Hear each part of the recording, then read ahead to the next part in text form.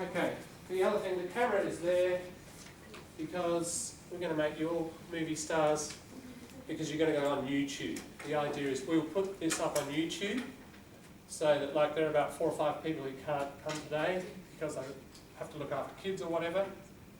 So I'll upload this probably within 24 hours of a class, and I'll post the link there. And then, you know, if you join, you can, and you missed the class, or you want to revisit it, rewatch it, whatever, you can get the link there and connect with YouTube. Right, so that's another way we're going to use the Facebook group. So I plan to put all, at least my sessions up on the YouTube. So you can use that how you want. Feel free to pass it on to other people if you want. So what you'll get is the files there, and then the class that's based on those files. I try to always put the files up that we're using in class, and if I make reference on the YouTube to something, I'll put up a link or a file there. So as you can see, this is a pretty important sort of forum to be connected to. All right, well, we'll get to, everyone got this, the article and the questions. Any spare questions or? Thank you. Good. How are we going over there? Got the article? Got the questions?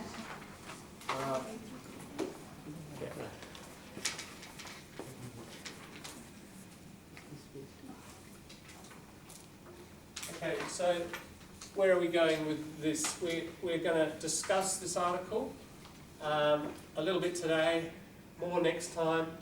But before we finish today, I just want to demonstrate how we're going to look at the language of this. And out of discussion, eventually, probably in the next 2 or 3 lessons, it will lead to a bit of short writing.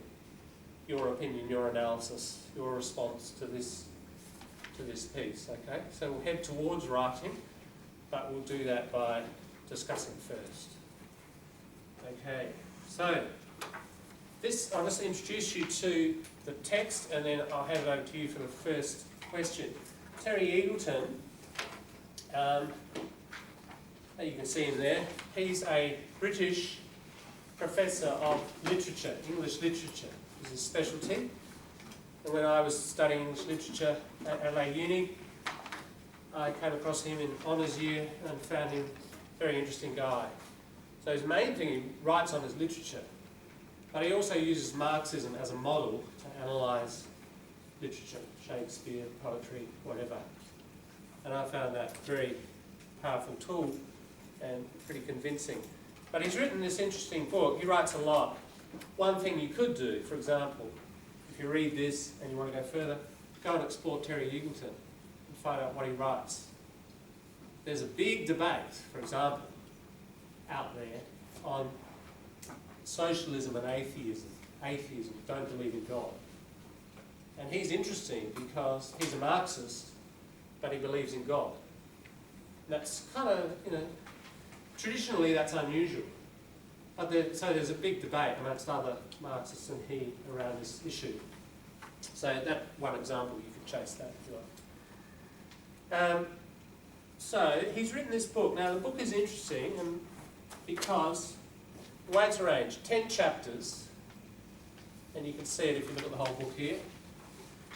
And he takes, each chapter is devoted to an argument, firstly a popular argument against Marxism. Why it's no longer relevant. So some people say, it's irrelevant, it was incorrect, Marx predicted a whole lot of things, they didn't come true, it hasn't worked, blah, blah, blah, blah. 10 arguments against. The arguments are here, they're fairly small. The rest of the chapter is a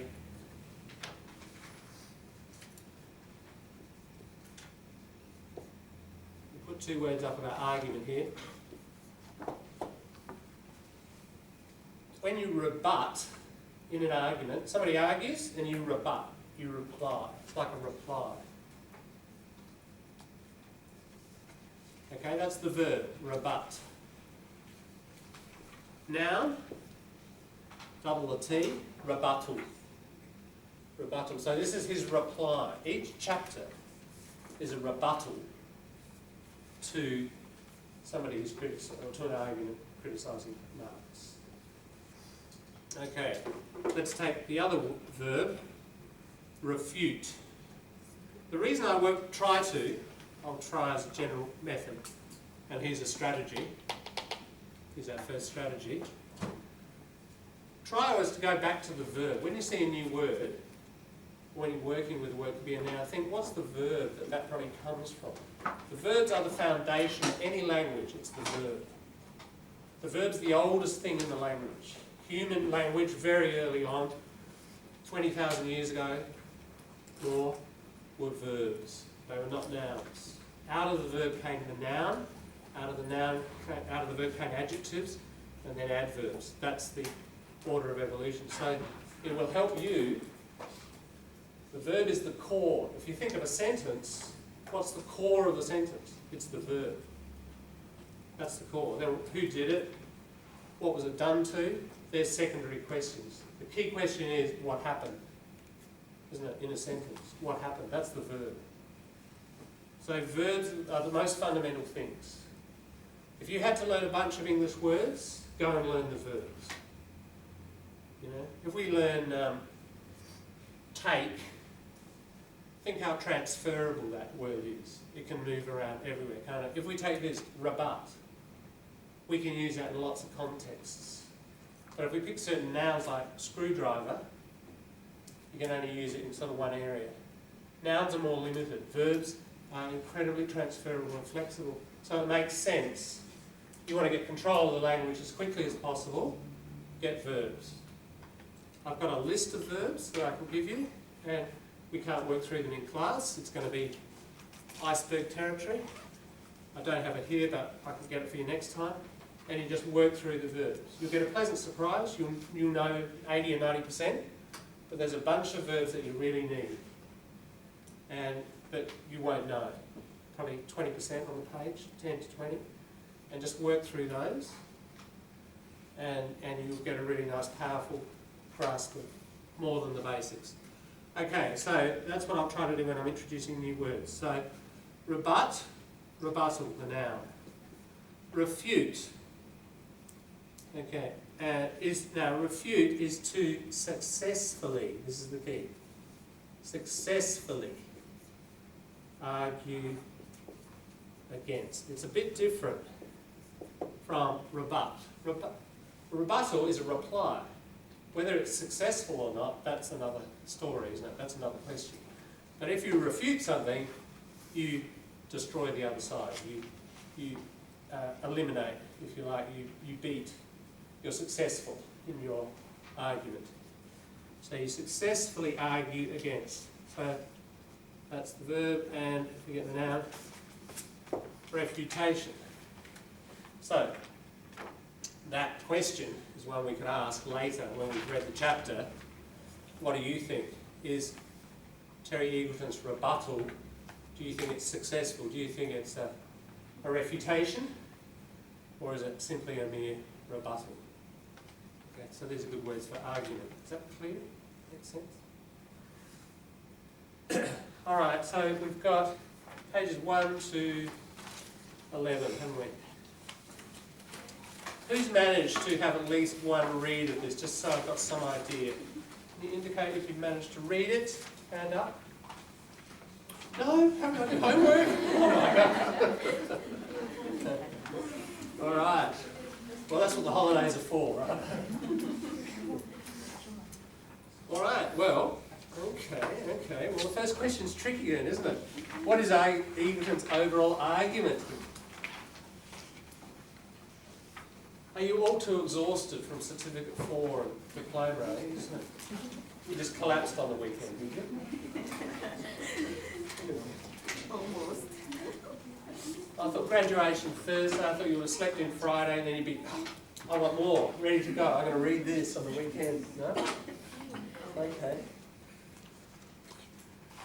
Well, what's his overall argument here? Why did he say Marxism is not finished? We can't answer this, can we? Cannot answer it. That's all right. I'll just have to recalculate what we do. Let's have a look then at the first couple of pages. Yeah? to get you going. We'll get ourselves going and hand over to you for discussion maybe, and we'll tackle the questions in homework time. Okay, one, here's the opposition putting their position. Marxism is finished. Shall we have a read? How's that? Sorry, I'm just checking the lists. There's one here, and there's one there. Good. They're travelling around. Good. James, would you read the argument, please? Yes. Marxism is finished. It might conceivably have had some relevance to the world of factories and food reels. Right. Coal miners and the chimney sweeps, widespread misery and mass working classes. But it certainly has no bearing on increasing classes socially more mobile. Post-industrial Western society of the present, it is the creed of those who are too stubborn, fearful, or deluded to accept that the world has changed for good, in both senses of the term. All right. Now, does that make sense? Because there could be some new words even in that bit. Let's look at a strategy of how to attack new words. Just one. So I'll hand it over to you in a minute to just figure out what that argument is first. But using your phone or computer, I'm just going to go to Google, not Bing, because I prefer it.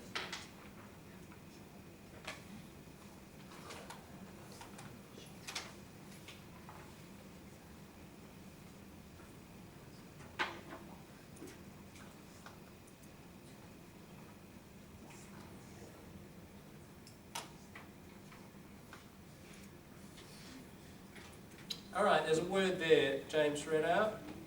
Riot. Now, I'm going to put that into Google. And, we could look it up in the dictionary. But what I'm going to suggest to you as a new strategy, probably new, that's our web search. Go to images. All right. That's what we get when we Google image search, riot. Okay, what's a riot? Yeah. Handout. Everybody got one? Article and questions. Anybody else missing? It's the basics. Yep, good, I'm glad you sung out.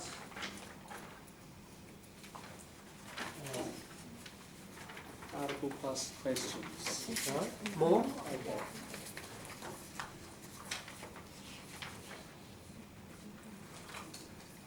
Pavel, the word manifestation, that's interesting. Is that what you say in Russian? Yeah, probably. Yeah, because in some European languages, like Spanish, I know, manifestation, totally different meaning in English. Manifestation is just something to appear. Yes, I know. Yeah. But in political aspect, it would be used. We can't use it in English that way. Oh, okay. Yeah. The nearest meaning to manifestation in the European sense is demonstration. Yeah. Yeah. There's still a difference between a demonstration and a riot. Some demonstrations can be riots,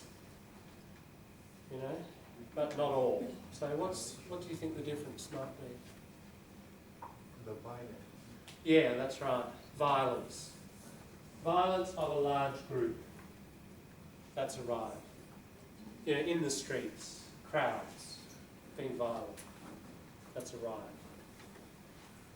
Okay, so we don't need the dictionary. We need a picture.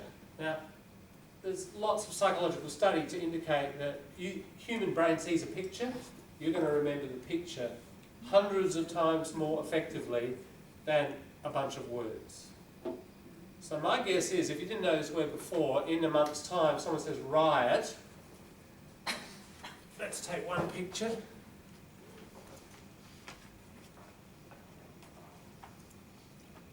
Especially a dramatic picture like that, you probably get a kind of a flash in your brain of that picture. Right? So use the fact that you're a visual animal to remember things. If you looked up a dictionary definition, no clear image, just a bit of imagination in your mind, yeah? It doesn't hit you like that. So if you use Google Image for pretty much all your words, let's try it, again as a strategy. So we've got riot. We're all okay about riot. Right. Street war. Which one? Yeah, street war. Yeah, absolutely. Now, Marxism is not finished. It might conceivably means possibly, I'm just going to tell you that one, have had some relevance to a world of factories and food riots, coal miners, and what are these things? Chimney sweep. Yeah. Some of you know, but if you don't know, again, Google image search, not dictionary, Google image. This is the strategy. All right, there we go.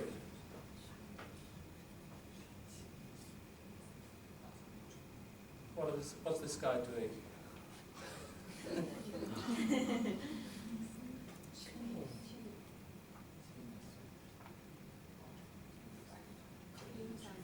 Do you have these in your native country?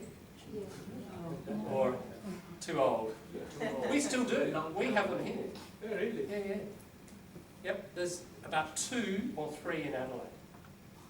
Because people still have open fires, and the fires still get the ash, the soot, it's called. That really black stuff that gets stuck in chimneys is called soot. Really black. And they come and clean it out. In fact, about 5 years ago, one guy died because he went to St Peter's College. He was a chimney sweep. Went to the old buildings and he cleaned it out, and he disturbed a bunch of bees. And the bees, hundreds of bees, stung him, and he died. Yeah.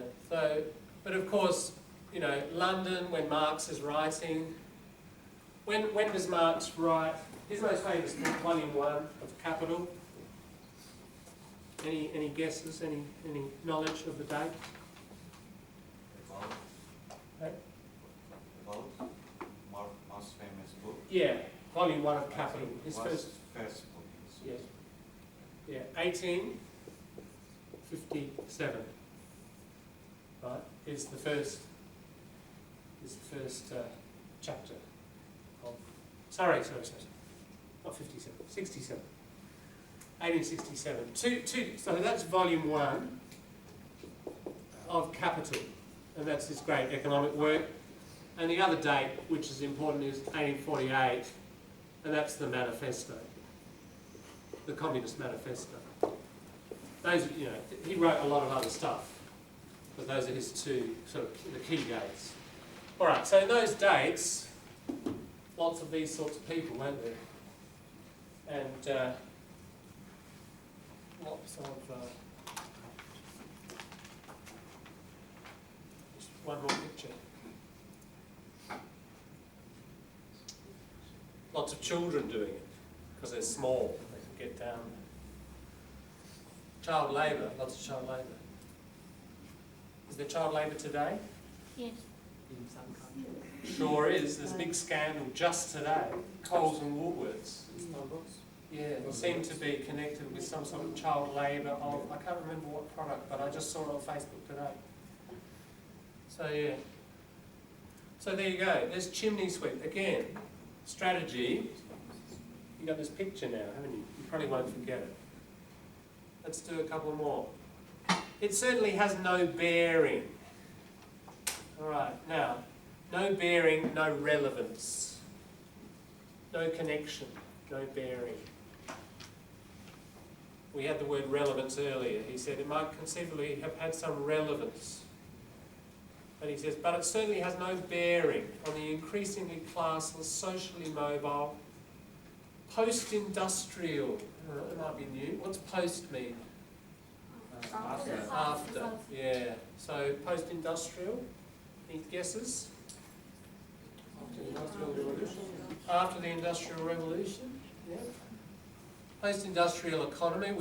That's what we call a collocation. That's another important strategy. Collocation. I don't like this design. I haven't got enough whiteboard. We need another board. Okay, a collocation, really important. Who knows the word collocation? My diploma, put up your hands. We talked about it every day. A collocation is this, is a bunch of words that commonly go together in the language, very frequently together. You make a decision. You don't do a decision. You make a decision. You take a chance. Yeah? These words that go together. And this is really fundamental in any language. You've got to learn collocations. Sometimes it's 3. Sometimes it's 4. But look there, when you search Google, you often get collocations. Words that commonly go together. It's a package, isn't it? That's a package.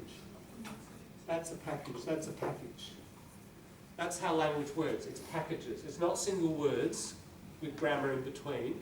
Most language is packages. This is a really important strategy.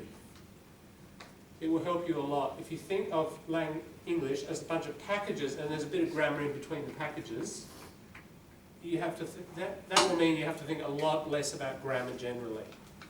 Because once you start the package, you just finish it. You don't have to think about the grammar in between. You just learn it as a package. Right? About 40% of a text in English, 30 to 40, depends on the text, are these packages, these collocations. Let's have a look at the word. Lock means to say, Latin, lock, co, together. Words said together in a language. Your native language has collocations. Anybody's language here has collocations. English has collocations. That's a major task, major focus. Be thinking about collocations. We'll do some collocations maybe in a minute. Okay, so post-industrial, let's have a look at post-industrial economy. That's a common collocation. And again, I'm going to image search that. All right, we've got a bunch of statistics. Doesn't help us much, does it? Maybe I'll just go post-industrial.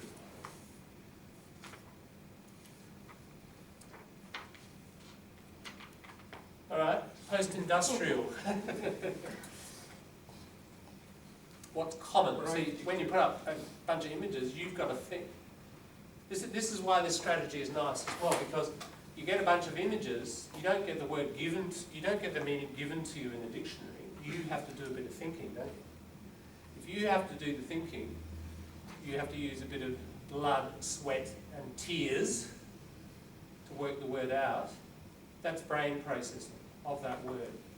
Plus the picture. All that is going to increase the chance you remember it. You're guessing from pictures. Okay, what's post-industrial mean? Destroying of the environment. Could mean the destruction of the environment. What's happened to all the industry there? Factory. Yeah, it's factories. Yeah. In good condition? No. It all looks like Detroit, doesn't it? It means Detroit. Yeah. It's after industry. All of that stuff's gone. We've moved on to the next stage. Maybe IT, services. No more steel making or coal. It's gone on to the next stage. Everybody's a white collar worker at their computer. That's called post-industrial. So the old heavy industry, gone. Next stage of the economy, if you think of developed economies, they've left, not totally, but there's a tendency, isn't there? They leave the what we call heavy industry behind, move on to services, IT, robotics. That's post-industrial. So the argument here, Marxism was great for understanding that, but no good for this next phase. So when did this post-industrial era start? Any thoughts? This is a good question. When does the post-industrial era begin? After the 1980. Yeah, probably 1980s. This IT revolution Yes. and the biotech revolution, probably the 80s. It's when you start to see this word appear in English. Post-industrial.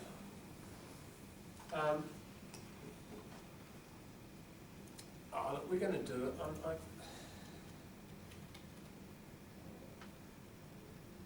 That's a very interesting question. And here's another resource I'm going to demonstrate, just because the question came up. I love this little toy. It's one of my favourite toys. You can see when a word appears in English and how much it gets used. So this is a really interesting question. Post-industrial is a relatively new word. Come here. For a new phenomenon, a new happening. This thing, it's called engram. So just Google engram like I did then and you'll get this thing. Now what it shows is, if you take a word in English, it shows how often it's been used. So what it does is it searches all the Google books. So all the books back to 1800, well not all, but many, have been digitised. And then you put in a word, someone's done it, they've put in Frankenstein, you know the monster, Frankenstein, and we can see it's not used much, it appears here, probably the novel became a bit popular here, and then it rises here, 1940, probably a film was made, and then obviously it's increased there. Albert Einstein, nothing until, about 1917 or so. Sherlock Holmes. Look at Sherlock Holmes, he's very fashionable here, isn't it, 1930. Then it drops. And then here, late 1970s, it becomes popular again. So this can indicate all sorts of interesting things like about culture, about political changes, linguistic changes. So let's put a word in here. Our word was post-industrial. I'll just write it all as one word. We could try it. Yeah, there you go.